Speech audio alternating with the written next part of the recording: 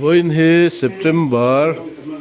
ni som panga sang ni le som ni pa ni nga ni ania tu na hei thla kan lak mek te hi United Pentecostal Church North East India kan suai tu kan pui thiam za tak tak hun har sa le boi thla kar apo ko ran ho te lomin lo chel ding ram tu te an nia kan general superintendent lo ni to te kan district suai tu lo ni to te tiang chuan bial tu pastor arim takalal param ta lo thok to ten nia ti chuan hei kan district superintendent Reverend Siar Puyan voina hian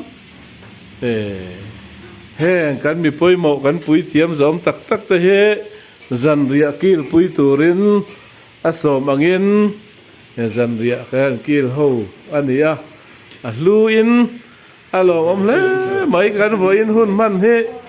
tiang he thil om ngai lo ania ro pui kan tin le maya tu video cái han cover ani an ming mal te po han soi kan du de bo he ta hian Reverend Pi chunga ya den Reverend Kedar sai loba den Reverend Si chal lian nge nga Reverend R Si puya den Reverend Lal Khotsana chia khang kan rong bol tu ro pui tak tak te tin thang lama hian Reverend sang le sai lo te Reverend H Zakiam lo ba ten Reverend si lian cha ma te an thu boka voin he September ni som panga sang ni le som ni pa ni ania United Pentecostal Church te hi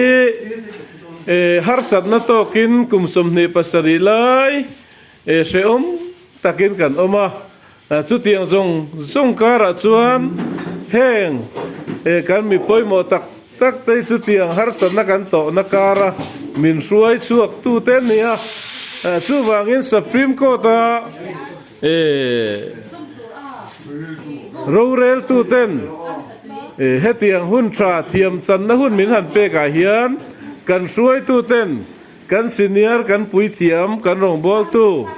kan suai tu lo ni to te hi an serenga chunga wang chuan hetiang zanria te hi an buat sai ne voina hian heng hun poimo tak han mong te hi pathian chunga polom thu kan soi ni ti kha